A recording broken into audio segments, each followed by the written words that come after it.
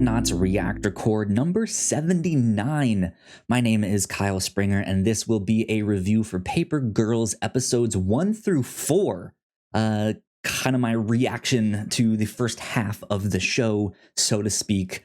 And I have to say, I am pleasantly surprised. The show has managed to be pretty good. It's not the best, but it is pretty good. I was worried at the start because there was not much of a marketing cycle for this show. They only released their first and only trailer about a month ago before the release. So that was a little worrying, but the trailer was pretty good, and I ended up really liking the first episode. If you guys would like to go see my reaction to only that one and one, just a little more general reaction, I will put a link to it up here in the corner for all of you guys here on YouTube watching the video version of this. But yeah, the first half of the show, I think, does a pretty good job. It stays fairly faithful to the comics, which I have to say is one of my favorite shows, or my favorite comics that I have read. One of my favorite creators is Brian K. Vaughan, who wrote the book. Cliff Chang does the artwork here in the comic, and I think the show is doing a pretty good job of getting the look and feel of this book down. I know I mentioned that in my kind of initial reaction, but I just have to say it again. The look, the casting is spectacular. I think the older version of Aaron, played by Ali Wong, is phenomenal. I think she is doing a great job. It's interesting to see her interact with her younger self, and the younger self just kind of be disappointed and just be like, man, that is not who I wanted to be. That's not how I wanted to grow up.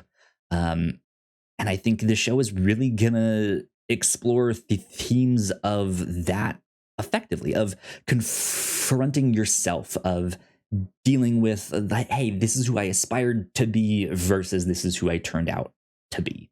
And to see Aaron go through that is really interesting. Mac is one of my favorite characters in the series, and similarly for her, she has to then deal with her own mortality, right? To find out that she has died 4 years after the event of Hell Night, and that she has to figure out how to live with that in her remaining time, knowing that she will get sick and die. Yeah, the story explores really interesting themes of that, of fate, of, hey, do I really need to turn out like you? Is that so bad? Is that a good thing? Is that a bad thing? Right? And I think it's doing a great job of that. The show is starting to get into the weirdness that the comics get into. You know, we have the time travel stuff. We have mentions of dinosaurs. We have a giant robot. There's some weird sci-fi stuff happening. And who the hell is that grandfather character? You guys will find out. He was the one, the like disheveled look with the long hair and beard and the Tupac shirt. Yeah, this story absolutely goes to some crazy places, and I think, having now watched half of the show, yeah, it's starting to dive into that effectively. However, my kind of, I don't know, like my grievances, my issues with the series so far, I think still stands. The CGI in the first episode, I don't think was spectacular. I think it was just okay. I think it was kind of subpar, and knowing where this story goes, I think that's also kind of worrying. I think the guns that the old guard had looked not great, like the laser firing beam shots, what have you. did not look great. Those weird little like robot bug things that healed Aaron's gunshot wound didn't look great. And yeah, I'm hoping that means that they're saving most of their budget for some of this bigger bombastic stuff that I know is coming down the road. But we've already gotten to see a giant robot in this first half, and even that was not great per se. It was fine, but not the best.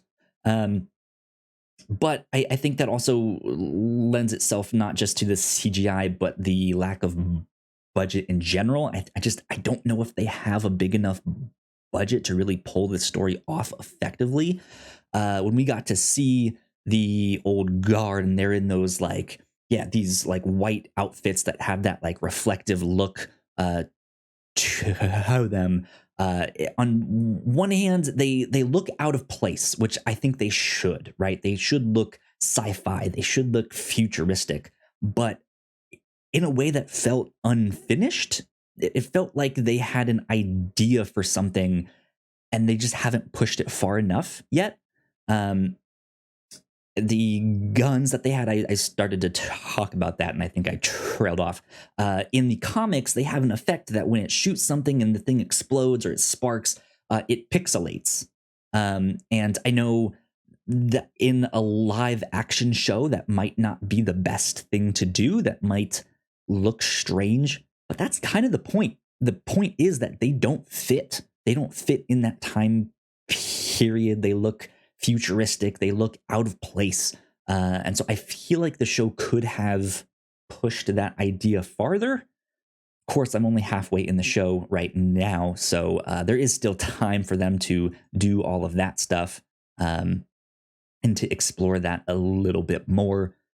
But yeah, I think it's done a good job of slowly doling out the weirdness, of slowly being like, what about this thing? What about dinosaurs? What about a giant robot? What about this weird thing over here? And yeah, I'm pleasantly surprised like that. I think the comics are, the show is just starting to deviate from the comics, and that's okay because that leaves room for surprise. As much as I might have some doubts right now, they could still come through. I am a little disappointed in one specific thing, though. There's one of my favorite things about the comics is not in this show. In the comics, the end of issue 1 ends not really a cliffhanger, but on a surprise that one of the paper girls, I forget which one, picks up this device, and this device is an Apple product. It looks like some kind of iPhone or iPad, something like that. And yeah, you get to see on this device this logo, this Apple logo. And throughout the story, they kind of explore the semiotics of an apple, all the iconography, the meanings, the symbolism, all that stuff of an apple. You might be like, what the hell? The semiotics of an apple? What does that even mean? Well, you guys know the story of Adam and Eve, right? She ate from the tree of knowledge. She ate that apple, which symbolizes forbidden knowledge. In a school setting, you show your appreciation for your teacher by giving them an apple because they are givers or teachers of knowledge, right? Again, back to the tree of knowledge.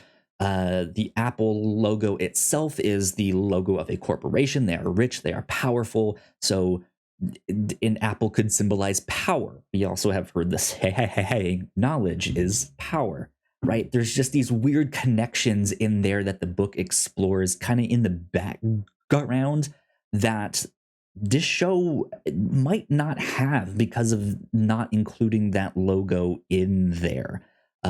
And sure, it's not necessary for the plot, but that was one of the things that I really, really enjoyed about the book is the themes that it had in there. A little bit disappointing, but like I said, there is room still for surprise. And again, like I said, it is like doing pretty well so far. I'm enjoying it. I'm having a blast.